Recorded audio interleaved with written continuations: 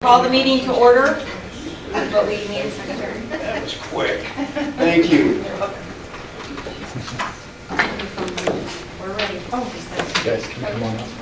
Essig, here. Fisher, Here. Ward, Here. Seaman, here, Noxinger, Here. Butler, McNutt, Here.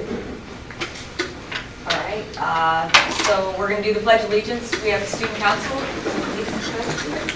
Everybody. I pledge allegiance to the flag of the United States of America and to the republic for which it stands, one nation, under God, indivisible, with liberty and justice for all.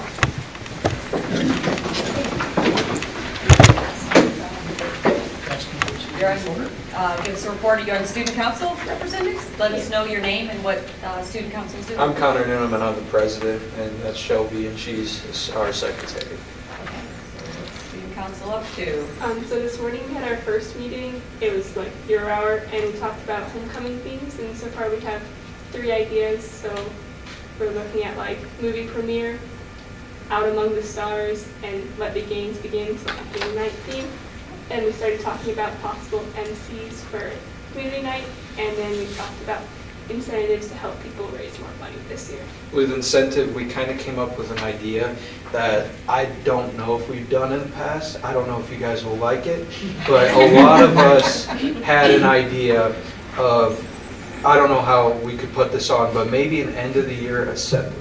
And we can do a thermometer kind of like in the NPR, and where we raise money. And if we hit a certain milestone that's going to pass or surpass this year's amount, which we raised $6,500, then we'll reward the kids. And a lot of them like the idea of kind of like a teacher punishment. So that would be a lot of fun, where we'll do obviously the pie in the face, the maybe ice bucket, and all that stuff. So it's going to be hard to organize, but a lot of people like that idea, and we really want to try it to see if we could bring in more money. We prefer that to board punishment. Yeah, board punishment. Yeah, but I think it was a good idea brought up, and I think it will work. Just a tip to change the word from punishment to maybe shenanigans or something. Yeah, maybe not too aggressive. Yeah. All right. No, that sounds fun. Sounds pretty interesting. What do you do with the money? That's just to have all your events throughout the year? So our next meeting, most of our money is going to go to whatever fundraiser we choose. That's what we're going to go over the summer. And I'm most definitely sure that we're going to choose brain cancer research again. Most of that money is going to go to that. All right, great. All right, anything else? That's it. All right, thank you. Thank you. Okay, visitors and correspondence. Ms. Reiser, do you want to tell us a little bit about some of the students that are here? Sure. So we have, we'll start with Lizzie stand up. Link. Come on, Yeah, if you guys want to come up. Lizzie Link and Maddie Wallace and Avery Fisher are here. And Lizzie placed 4th in copy editing, and Maddie Lawless placed 4th in double page spread, and Avery placed 6th in infographics. And we're missing Sophie, who's at a band contest or concert, and she placed 4th in newspaper design. And then Caden we're missing, and he placed 1st in caption writing. So very, very proud of these 5 students. Together as a team, we placed 7th overall in state. There were 70 schools there, so that's a pretty big deal. And for these 5 young ladies and gentlemen, I mean, they have worked all year and perfected the editing and the writing and the designing. So I'm just really very, very proud of all of them. So. Any of you have aspirations to continue in journalism past high school? It's still a good experience. The thing that, I think that they would vouch for, and Caden actually was interviewed by young lady from the Pantograph when we were there, and discussed the fact that the communication skills that they're gathering from the class are going to be valuable no matter what career they go into. And I always tell them, and they know that we have a number of alum who, even though they didn't go into journalism, they worked on the school newspaper in college, and we're still involved. So you never know; they may get involved that way too. So And you're proving that the written word is not dead, so that's important. That's Very, right. very important. Yeah. All right, and we've got some certificates for anyone.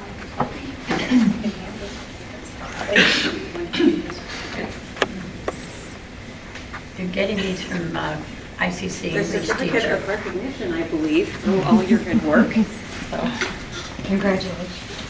Congratulations again. Yeah, and I have 2 more for you to take to Okay. Thank you very much. Thank you.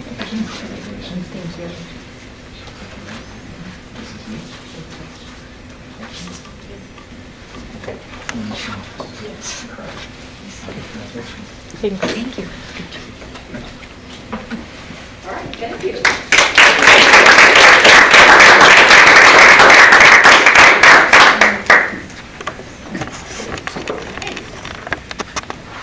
Next on the agenda are reports. Mrs. Casulo.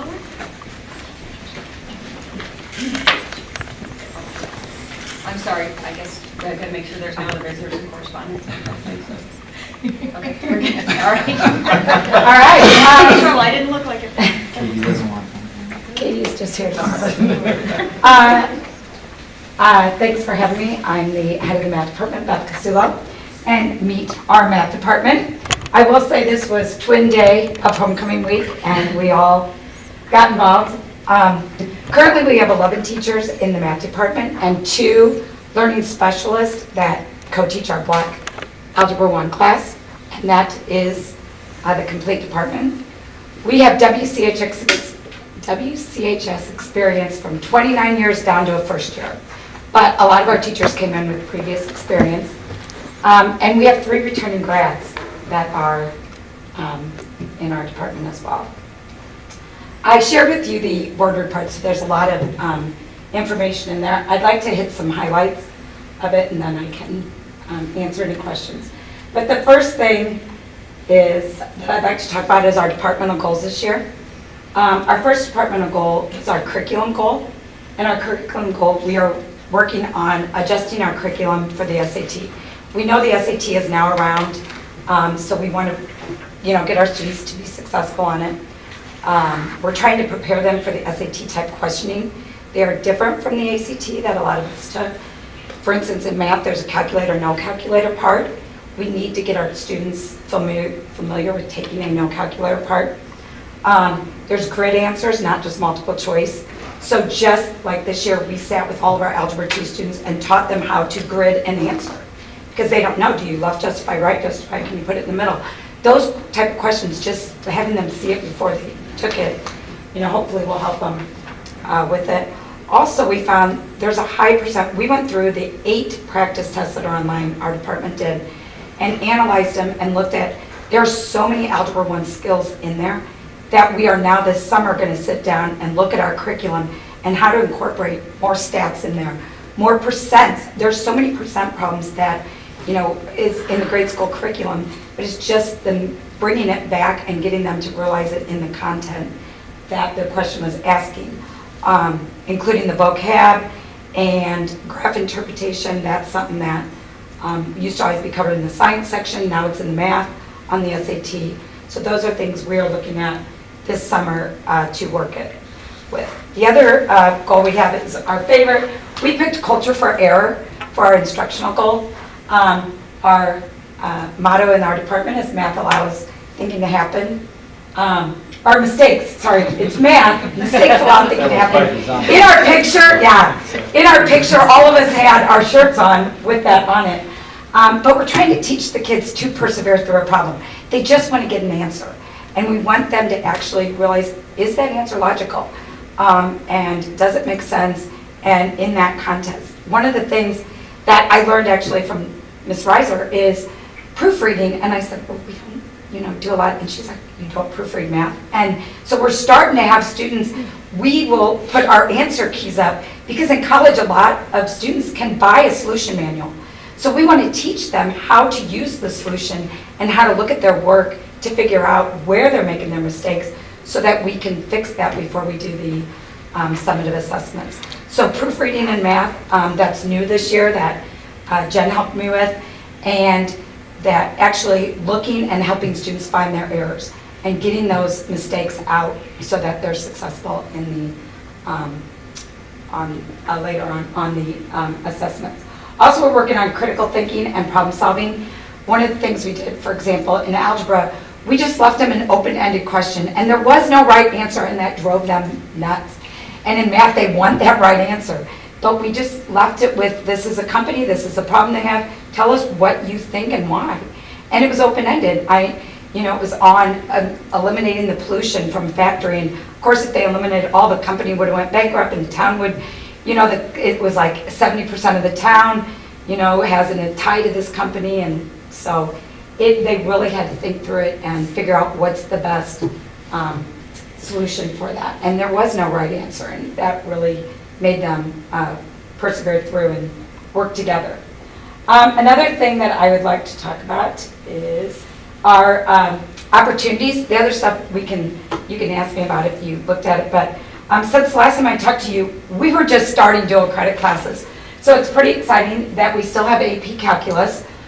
We also have 2 dual credit classes, Math 110 and 111. That is Concepts to Math and Statistics. We have our own, Tom Smith teaches both those classes in the building. Next year, we're offering a new one. This is the state of Illinois' new thing with math, is they want a transitional math class. They're finding, for the students who go to college and have to take a non-credit bearing class, a remedial class, in order to just get into math because they're not scoring high enough on the AccuPlacer or their SAT. So one of the things the state has decided we're going to implement it this fall. Well, then in January we found out that they pushed it back, but we already had it going, so we're going to kind of be one of the first schools to do it. But we're going to offer 099. It is not a credit-bearing class. They will not get any college credit for it, but they get direct admission into Math 110 or Math 111 by taking this class here at the high school for no cost instead of the $450 that it costs to take a class at ICC. So they can take it here, Tom Smith will teach it, and then in the spring, they can go right in. We're going to offer 110 again in the spring for those students. So then they can leave high school with their 3 hours of math that is credit bearing. There are schools that will accept, not just ICC will accept it since it's a state. I know Eastern and Western and ISU will accept.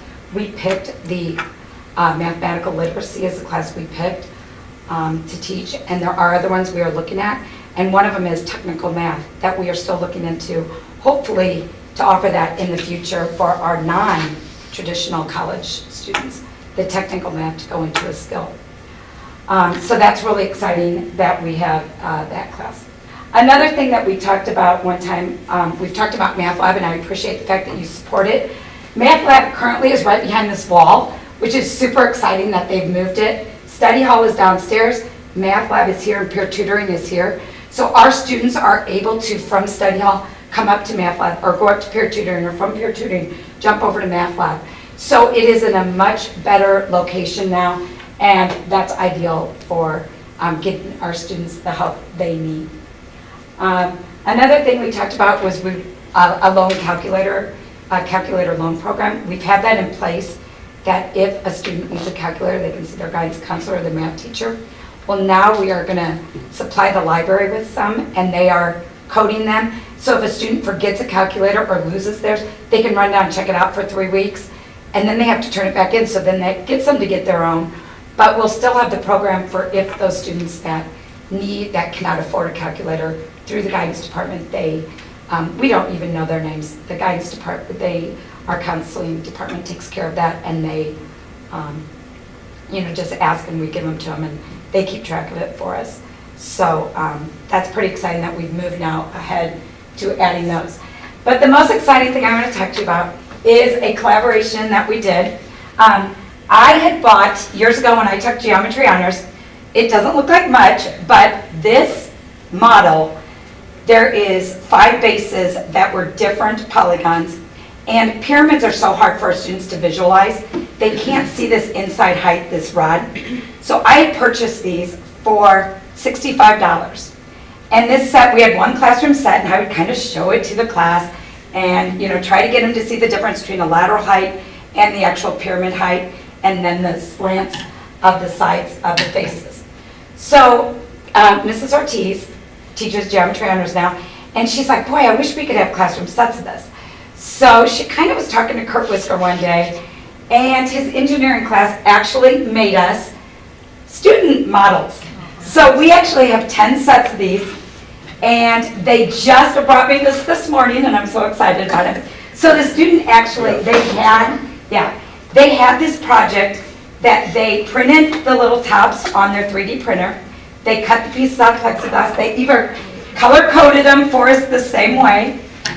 They had to figure out how, it was all part of a project for Kurt. They had to figure out how to get the rods in there and then so that we could show the elastic. But now we have 10 sets of these, and then they designed these little boxes that'll slide open and hold one classroom set, and those are all printed on the 3D printer.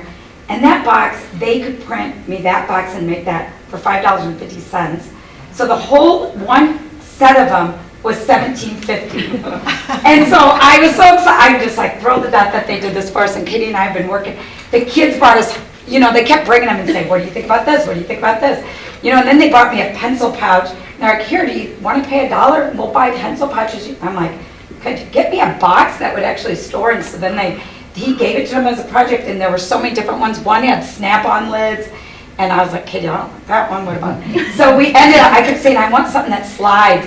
And so they brought me that one this morning, just fresh off the printer. And to get our okay, as soon as they came, there was like 5 kids at my door with it, and they're like, here it is. And I'm like, good, go for it. And they said, we have to go check with Mrs. Ortiz too.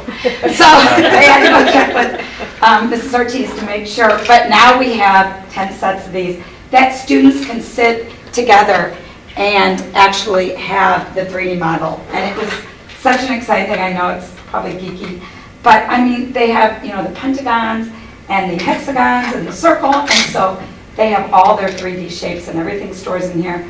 And then they can print us more of the little 3D caps if we lose them, because those were like $1/4 to print. But it saved so much budget money, and then they even had to make me a bill that I just said to Mr. Sander, it's going to be approximately this much. He's like, I need a bill. So they made a bill and gave me an invoice for it, and we turned it in. So that is our exciting collaboration. Problem solving and critical thinking. Yeah, they did a great job. I couldn't be, they were talking about printing the bases, and then they decided to cut them, and they ran with it, and it was really a great project for them. And now, our kids are working on these right now, so I had to kind of steal it out of there.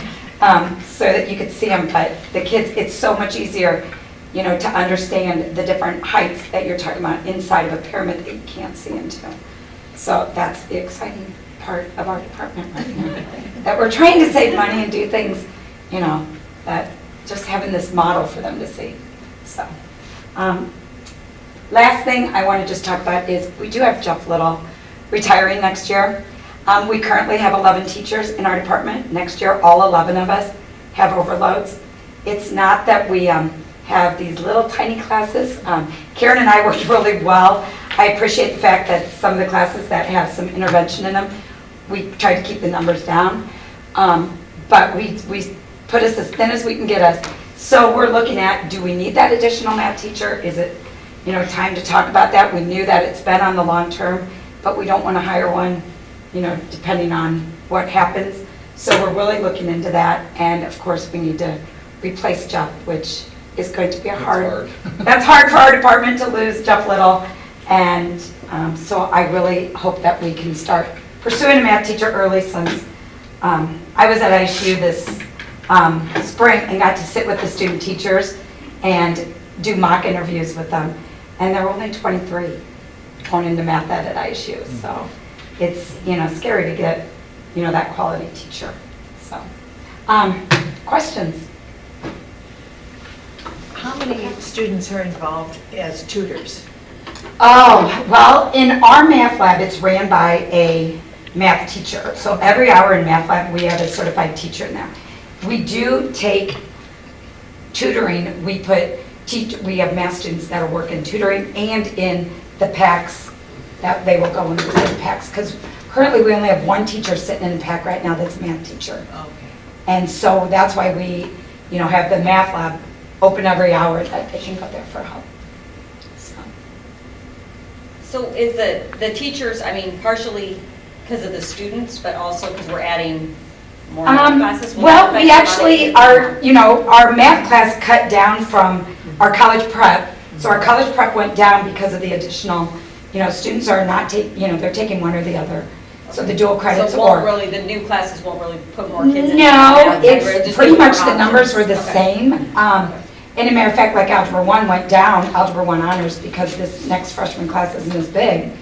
It's just, we do have a lot of seniors that take that.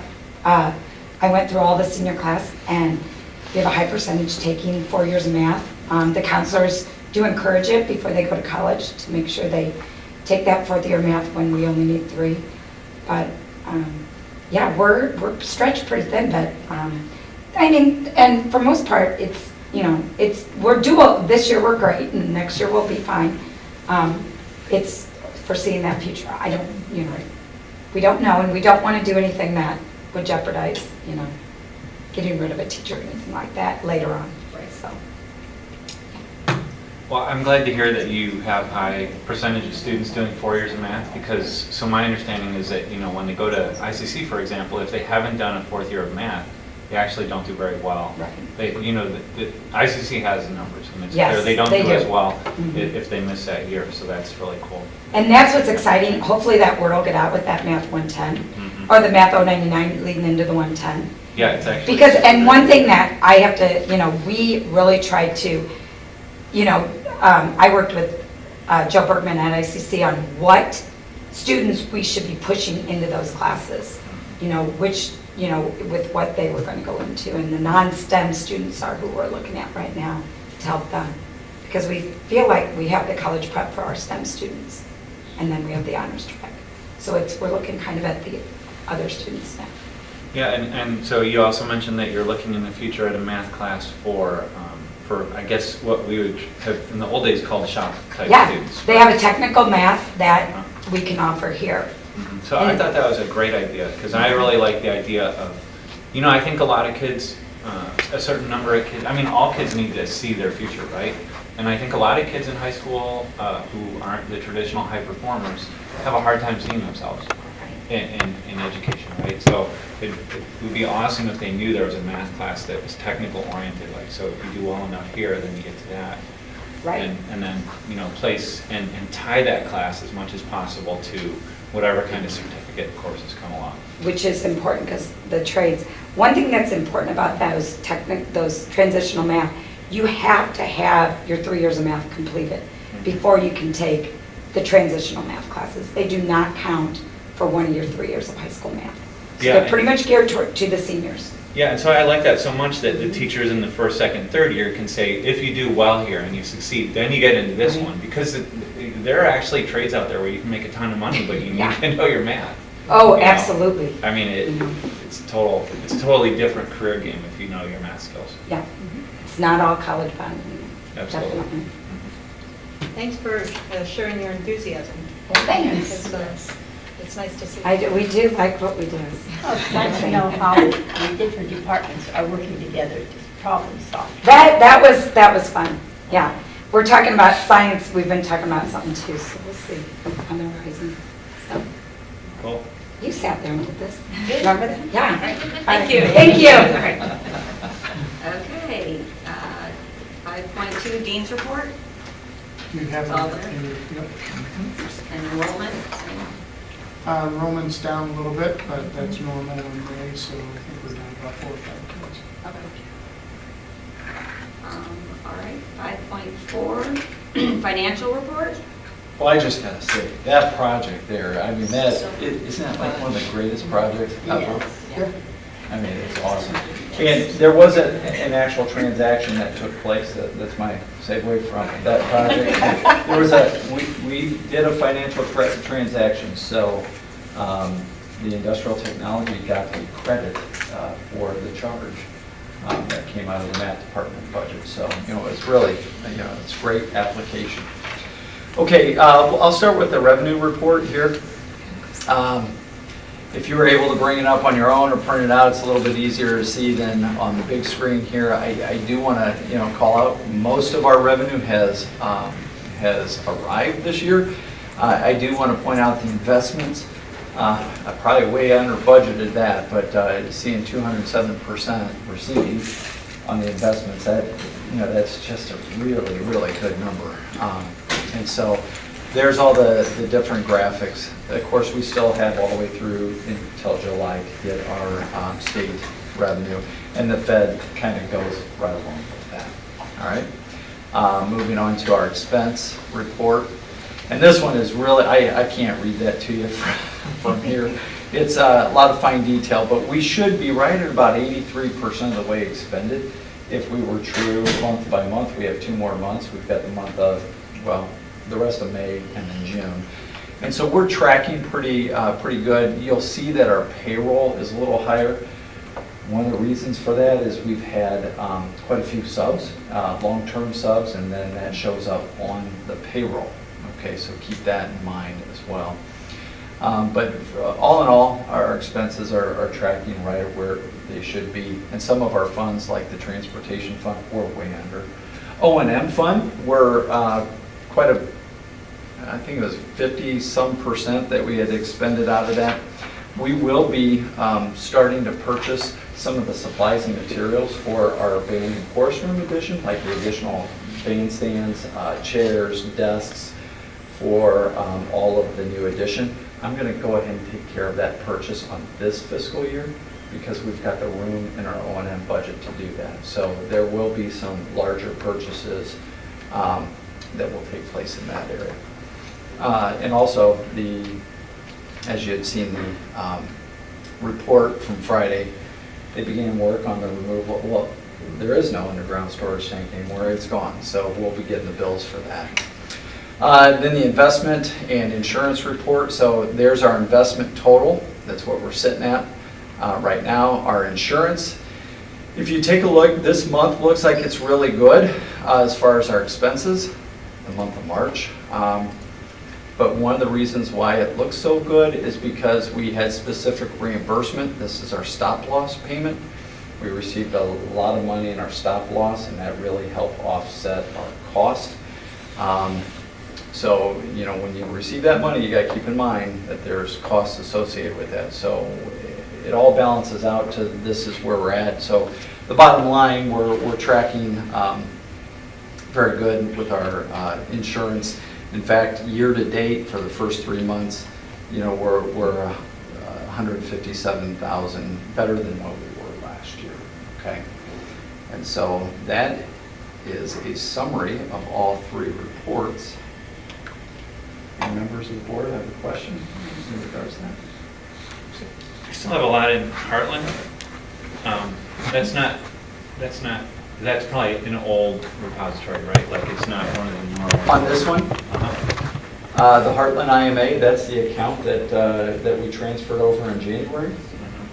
And so that is still sitting at Heartland Bank, and this is the one that when we made that rollover, it was at $1,730,000. So we've almost made $12,000 on that one investment. So, and that's pretty good, only being a quarter of the way through the year that's happening.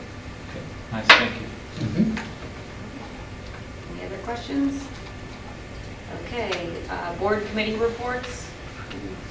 What do we got? Facilities. Facilities, anyone want to discuss that? Hey, I will do it, being the new person. All right. Brian Faulkner gave us quite a bit of information on the addition, how it's coming. He started out with 45 or 46%, and then he said it's probably about over 50% completed. Mhm. So that was great to see. We also got to have a wonderful tour of the addition. It was incredible to see Dr. Sander and then walking away to the other side of the room, and he got a lot smaller. And we also, Lindsay Winter did a control system proposal for us, which would be incredible if all goes well. So there you go. And everything's tracking on time, I Yes. think. Everything Yes. is good for completion, so. Anything else, Julie, that you can put on? It was a nice meeting. Farnsworth was there, PJ here, many of the board members were there. We didn't get on the committee, so we got an update of what was going on, and they gave us a pretty detailed list of what's going on and where we're going in the future. So we're on time. I think the scheduled date is July 29th. 22nd 27th. edition, 29th on the bleachers. Okay, so I knew. So yeah. 29th But is in time for school next year. So there we go. It's in time for school. So I think that's all I can remember unless there's something else. That report that we got about the security for the building. You need, did you copy that? Yes.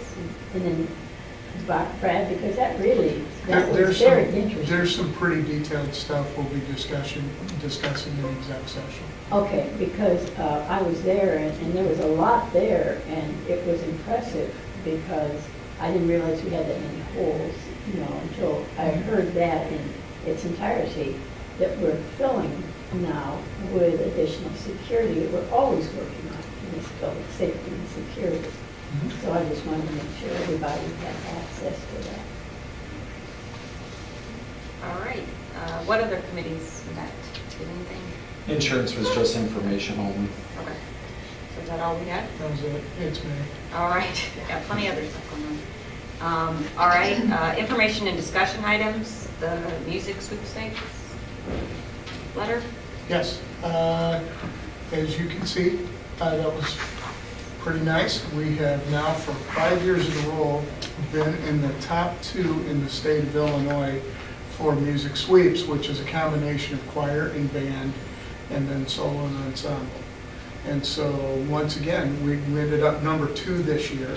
And one of the things that's interesting about that is we do not have a stringed orchestra. And the team that beat us did.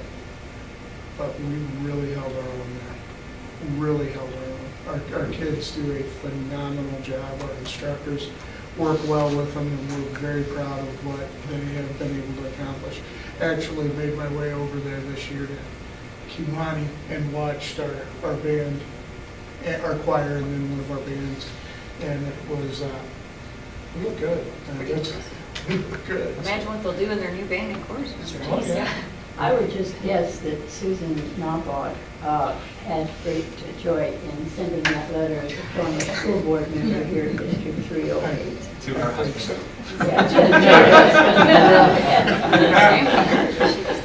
She probably handed that to her.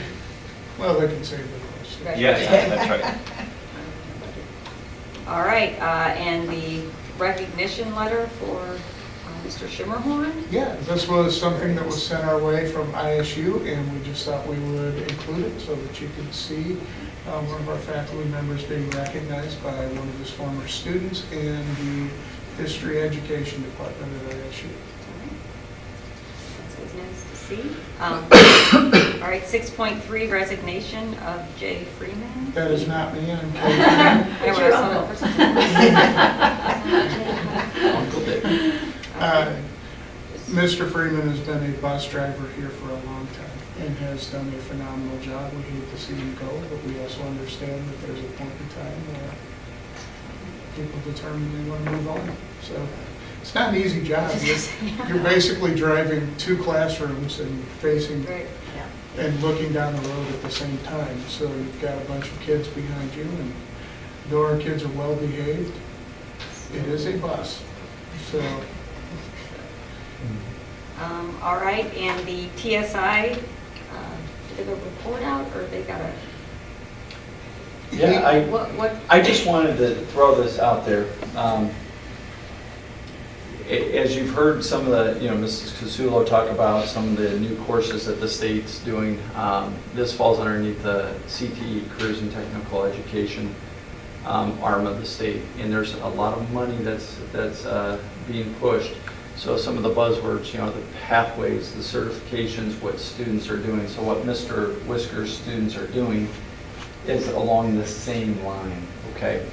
The board, back in 2014 approved this course. I'm going to tell you, this is a benchmark program.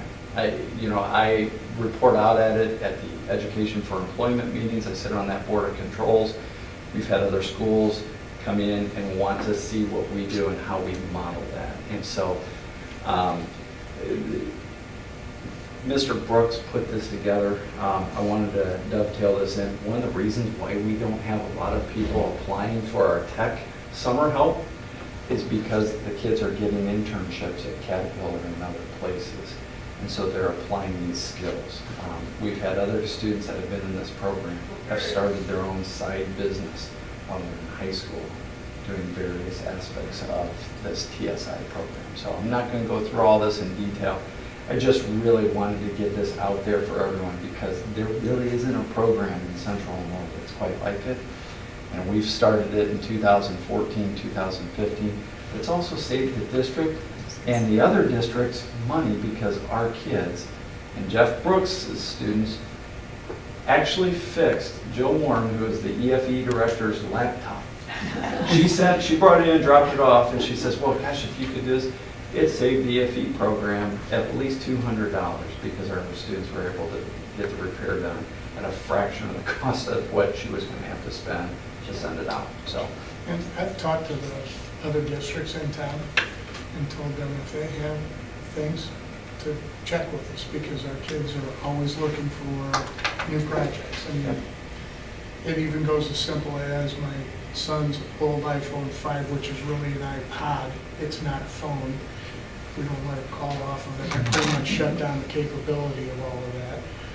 Broke down the other day and I sent it over to them and they'll work on it. They'll take a look at it and see if it needs anything. We've had it happen before with district equipment. Break a screen on your phone. They'll replace it. Oh, great career path, too. Oh, yes. So when you're talking about pathways and certifications and the skills that these students come out with, they really are ahead of the game. So this particular class, I don't know, is there a prerequisite that you have to have before you take it? I'll defer to Karen on that one. Yeah. Computer applications. So that they take, all students take OTT, and then if they take a computer apps class, then they can take this. Creativity. I think so. All right, anything else on that? Nope. Okay. Next topic of discussion is graduation. Graduation. So we handed out a little bit of information to you. It includes a half sheet and a map. Within there, you can see what time you need to be at Bradley at the Renaissance. Please arrive by 1:30. It'll get a little crowded. I'd probably come earlier. I think we're asking the kids to be there around 1. If you might want to come around 12:45. Yeah, if you want to find a good parking spot. Okay. We'll meet by the Lori Ryan in the basketball practice facility. Okay, that's it. I'm writing down to get my glasses. So where is this parking deck? The parking deck is right next to the Coliseum. Oh, is it? Actually, yes. Okay. Yeah. Okay, good. So when you come by the Coliseum, if you turn in there, the parking deck is right to the there. side of it. Okay. That's just a little turnaround drive in between Oh, there it the is, right there. I Coliseum see it now. and the parking deck. Okay. So, okay? So if you have any questions, give us a call. We'll be there. We can flag people down however needed. All right. Any comments on that? Be exciting to have it in the Coliseum.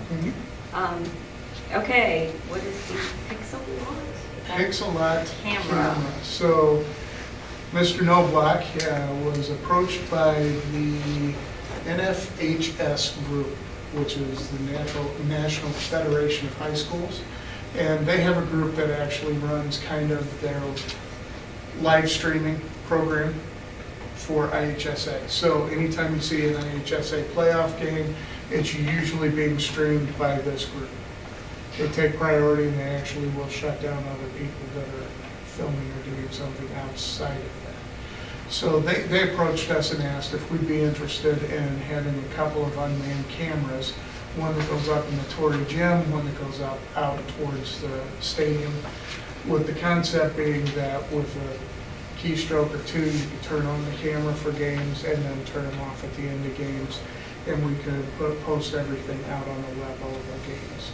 That's the concept behind it. They're proposing this, I believe they're donating the equipment and we have to install, is that right, Joe?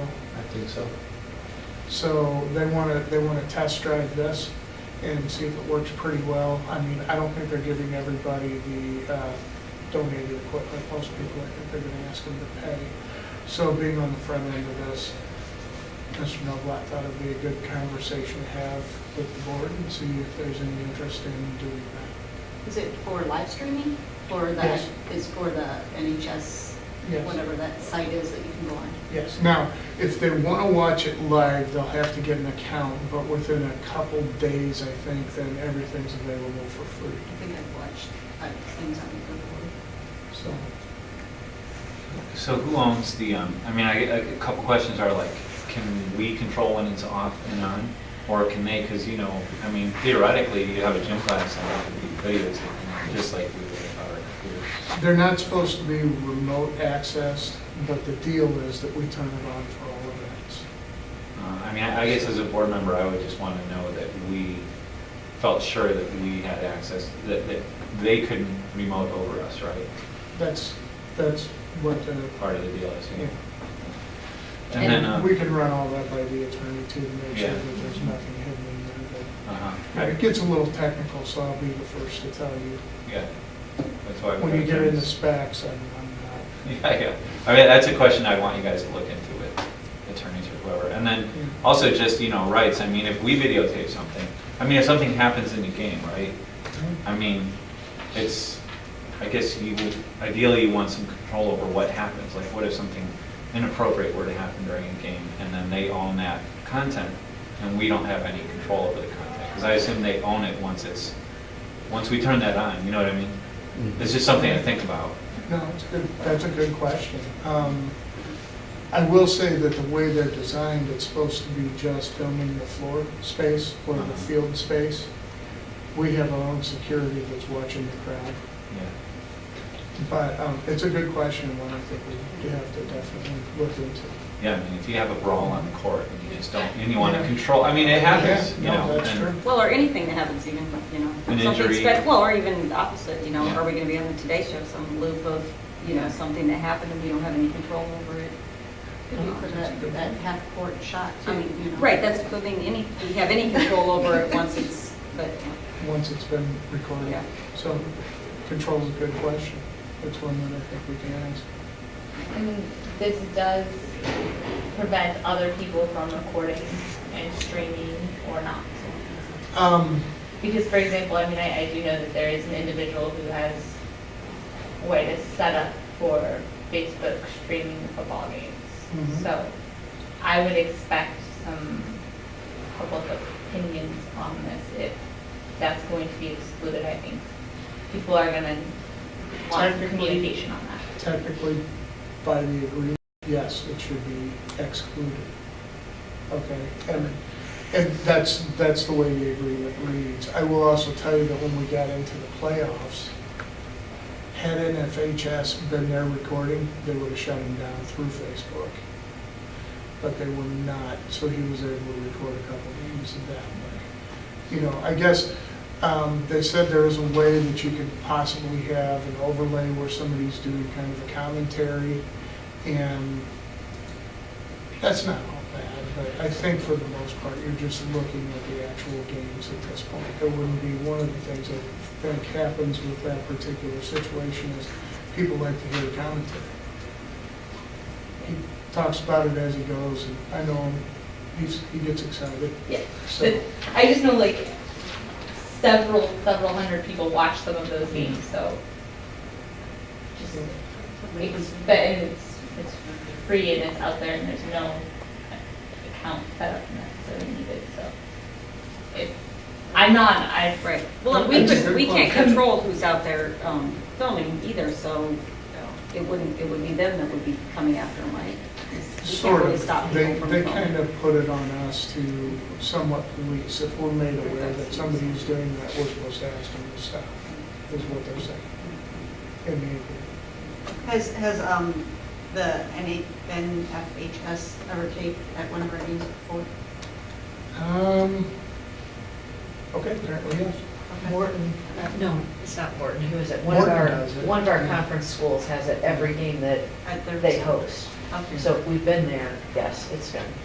Morton does When it we're at in someone else's FHS. facility, I right? don't Right, know they if haven't, they've done they it haven't done it here because Morton we goes don't through their have, own- right, but yes, we've gone multiple They places go that through have their it. own. Yeah, they have their own production crew, so they don't, But do they tape it for an FHS?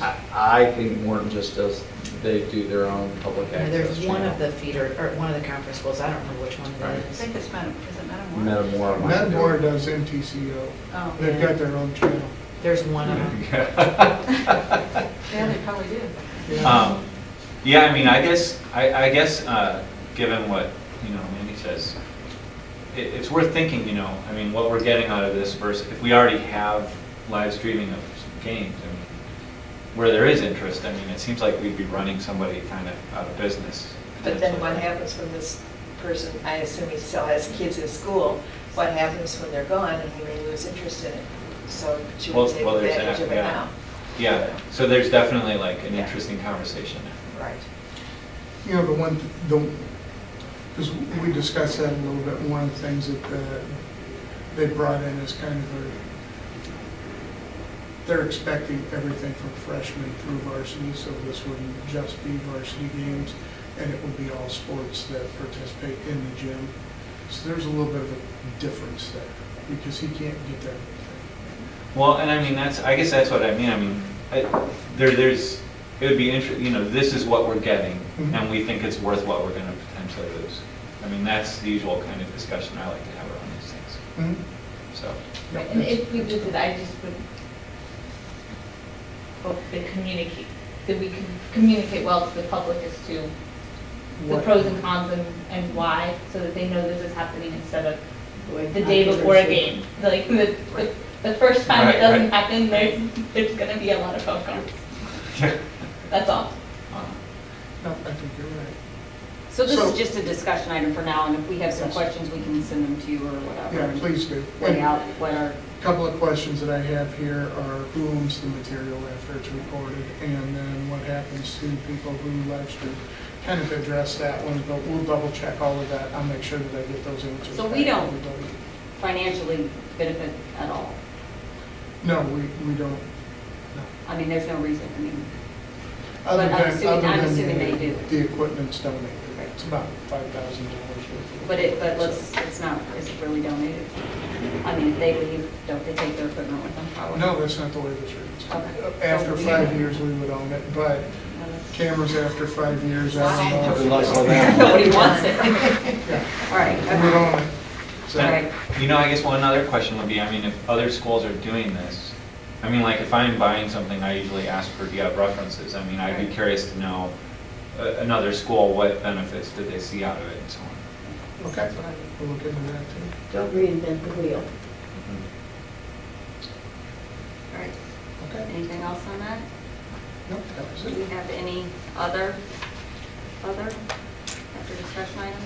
There is another, there's been some interest in the community, and I don't know if they've contacted any other Jennifer or any other board members about looking into, my understanding of the policy of forming a committee to look at naming the course new building. Yes. So I actually did get an email. so that's the only other, I know that there's chatter in the community, and I don't know what to do with that information. I sent the policy out to everybody. Basically, what would have to happen is they need to fill out a request and send it in, and then it goes to the board president. But where is the request that they fill out? Do It you know? just- it just- I actually did have an email from somebody. It Well, wasn't there- really formal, I mean, it was, Because it's naming a facility that's up, There's not an actual request form. Okay. They just need to put it in. Okay, I have some, okay, as a well, I'll formal discuss that with you request. later, okay.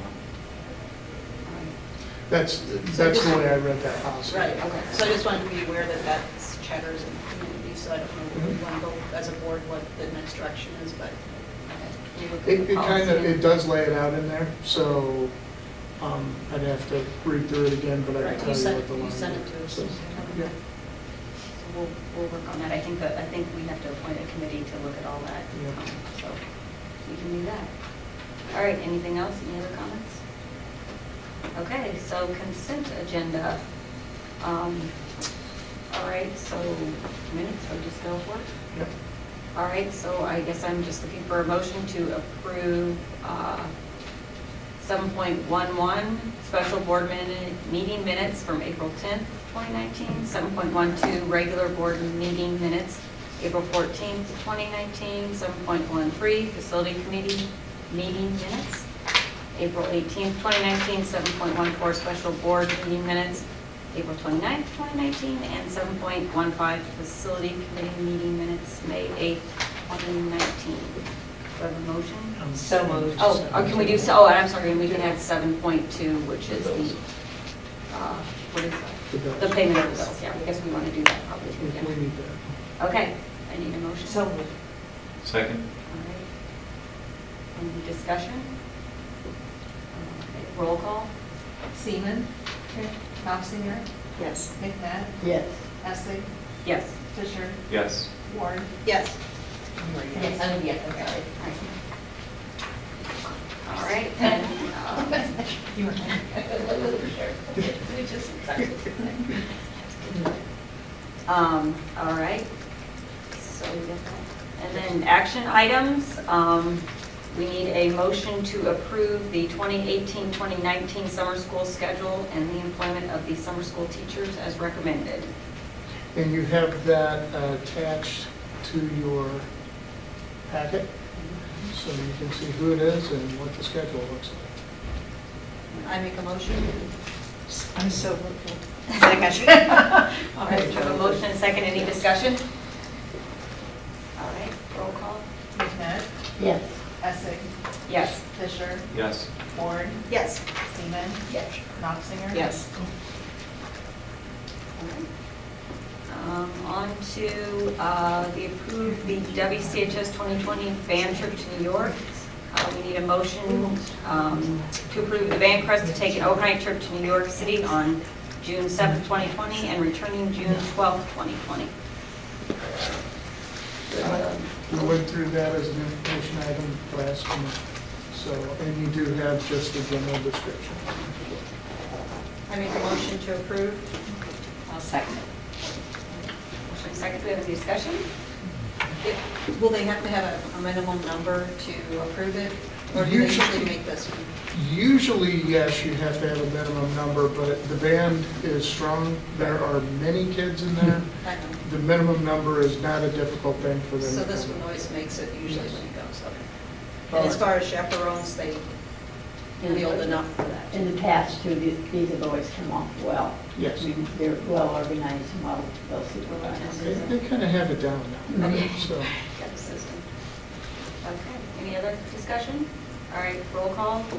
Fisher? Yes. Warren? Yes. Seaman? Yes. Knopfinger? Yes. McNabb? Yes. Yes. All right, next is, well, not in the same order. I guess we're going to, we need a motion to approve the WCHS Europe trip, the 2021 trip. There's more in the In information. there, okay, and we talked about that We already, did, yeah. that was an So- information item also. All right, do we have a motion?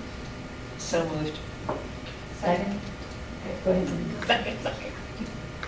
All right, any discussion? This was a combination art and social studies trip. And this was going to the Germany, Australia, Yes. Italy, and Switzerland. That sounds really exciting. It does. Yeah, it looks like a good trip. Does that look like there's quite a bit of interest in that one also? I haven't really heard a whole lot, but I think there is, they'll get the word out pretty quickly. That department is very active and tends to drum up business, so. And I don't think there's a minimum usually for those, because they can combine with other groups from other schools usually. unless our school demands a minimum. I think that's what it'll, so hopefully that works out. All right, discussion, roll call? Knopfinger? Yes. McNabb? Yes. Essing? Yes. Fisher? Yes. Warren? Yes. Seaman? Yes.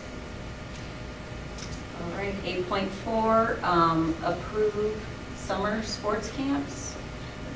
You have a copy of that there, it just kind of lays out the dates. This is actually pretty normal business for us this time of year. We do have a lot of camps, and a lot of it is tied to, we have some for the younger kids and some for our high school kids. And you kind of see the breakdown in there, so. These are run through the park district. They are through the district. Okay. Are those fundraisers too for our, okay, I didn't know if any of them sometimes. Like for basketball, they'll sell T-shirts. You know, that's part of the deal. And so it typically is just it's run through. It's a great partnership to run it through the park district. So I guess are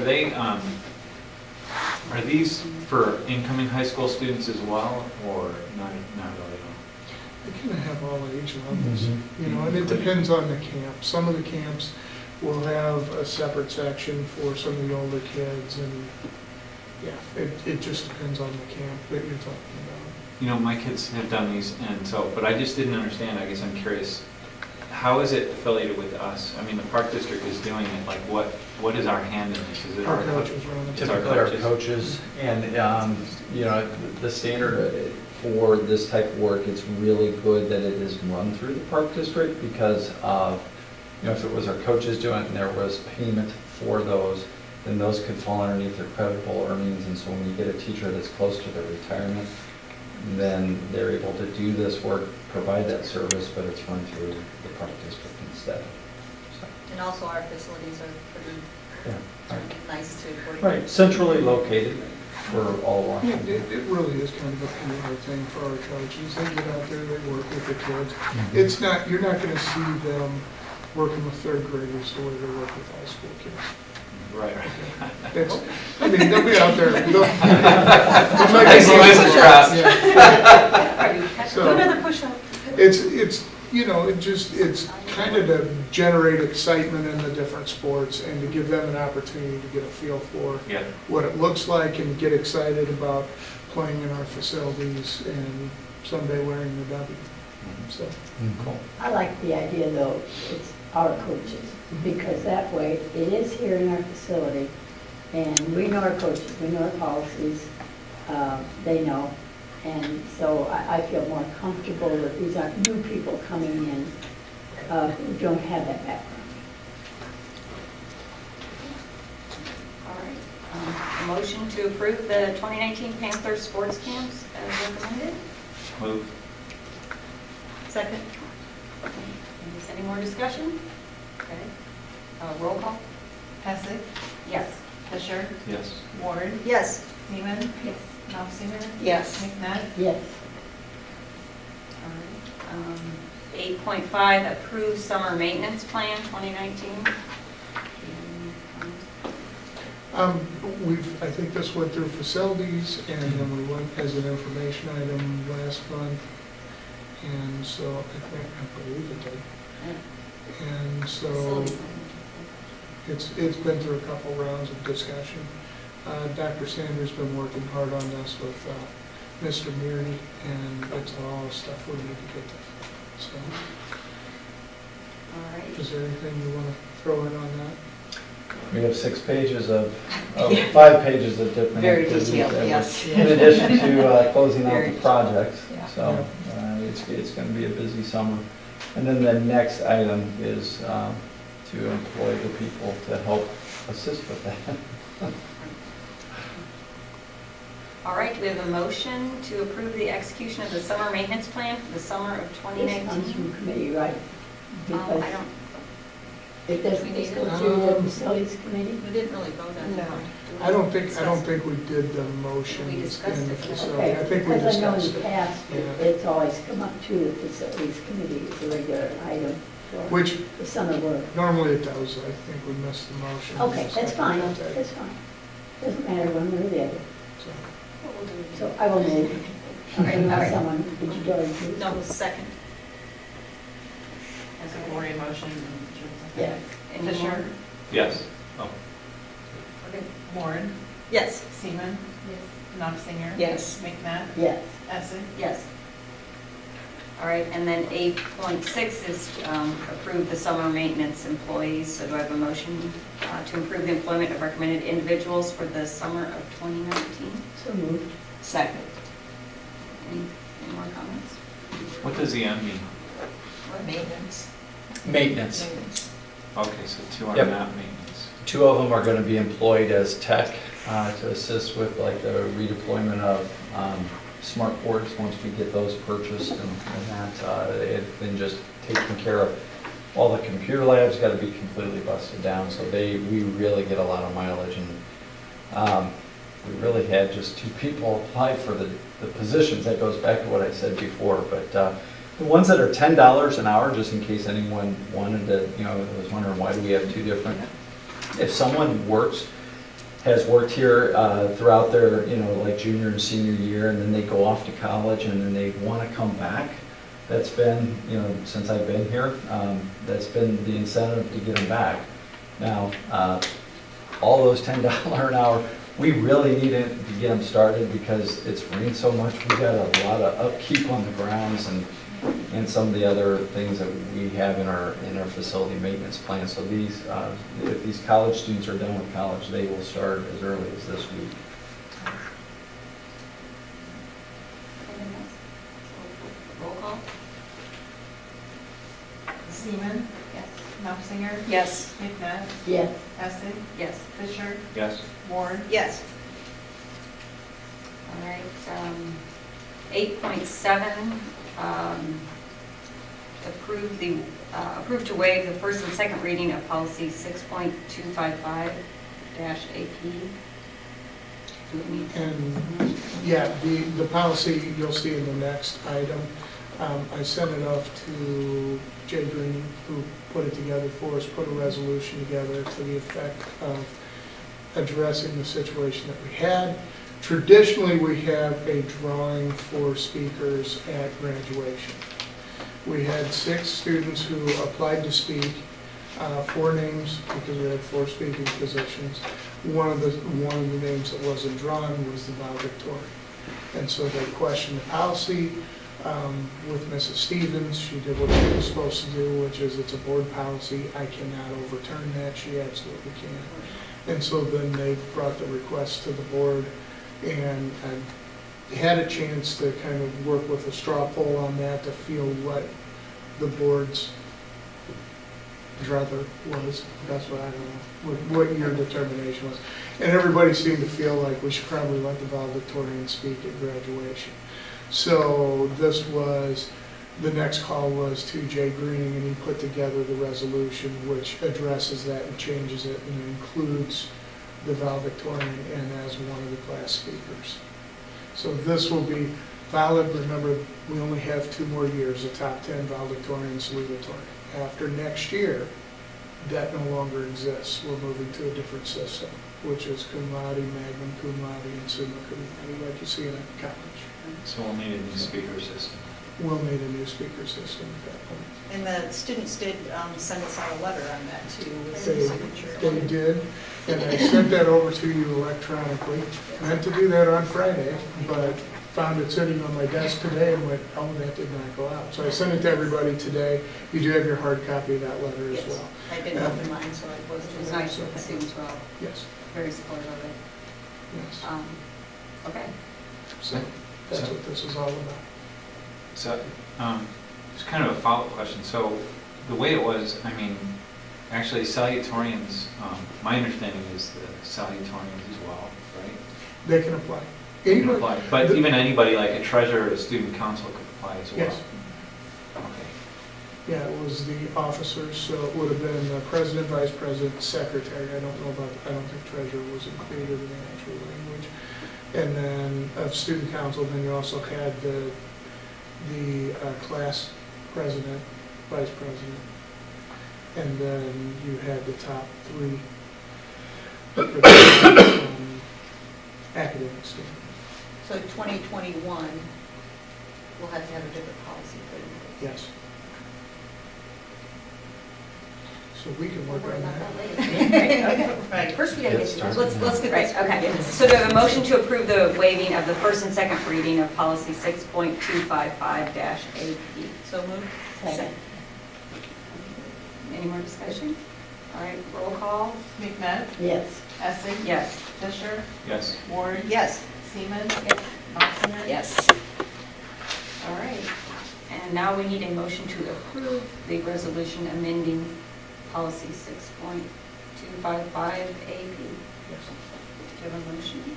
So moved. Second. All right, motion and second. Any more discussion? All right, roll call. Knopfinger, Yes. McNutt, Yes. Essing, Yes. Fisher, Yes. Ward, Yes. Seaman. All right.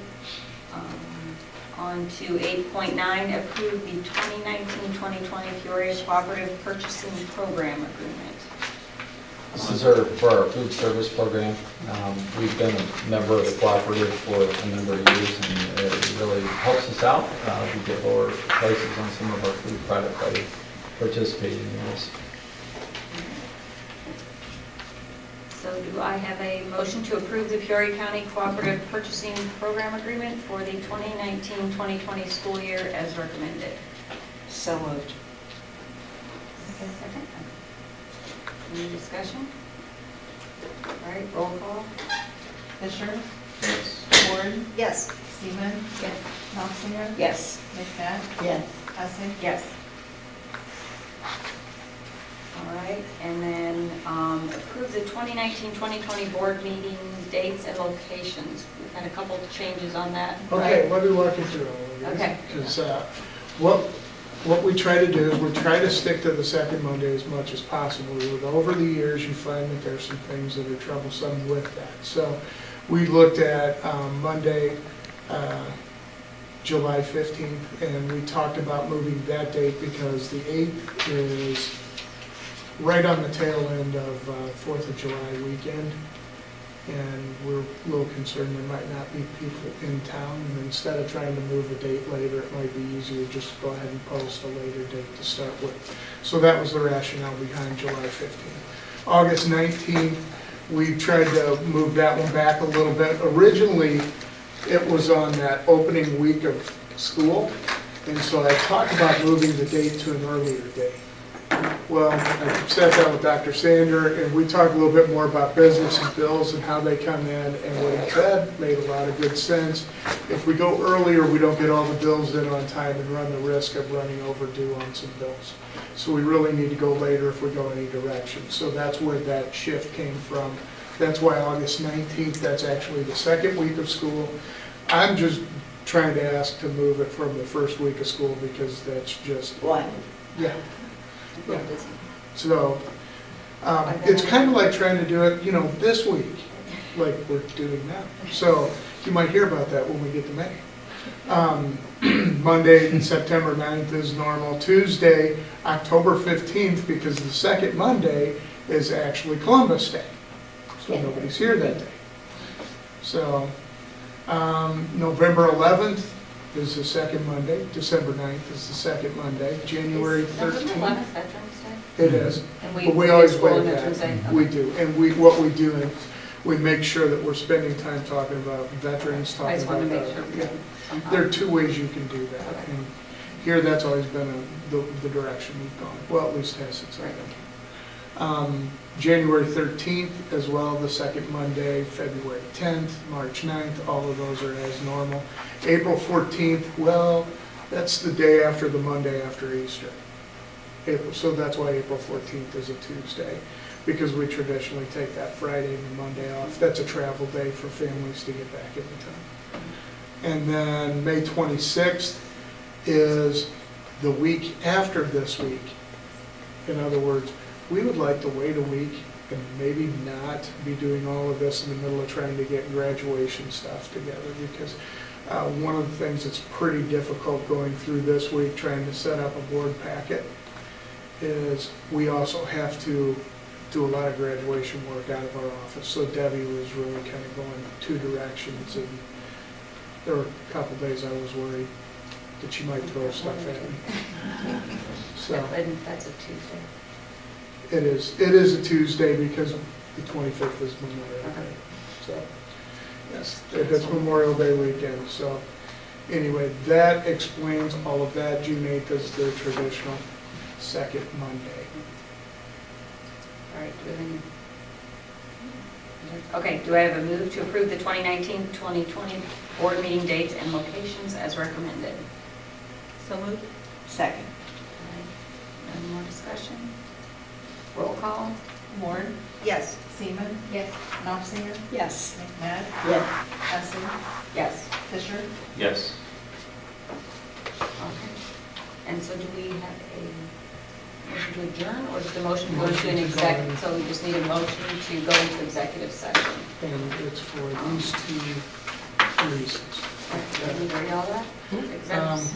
I would just go with 5 ILCS 120-2C8 and 5 ILCS 120-2C1, which security procedures is the first one. The second one, appointment, compensation, discipline, performance. In case anybody's wondering, this is all about performance, and that's what it is. I got asked that a couple times today. I had a couple teachers say that, looking very ominous. I said, well, they could do my evaluation at some point. Okay, so what he said, we have a motion? We have a motion for that, to go into executive session. All right, move. Second. And roll call. McNabb, Yes. Essing, Yes. Fisher, Yes. Ward, Yes. Seaman. Yes. Knopfinger. Yes. Okay, and there will be action afterwards, if anybody's interested. It's going to be. Beth, are you sticking around Beth's for like, the no. action? or-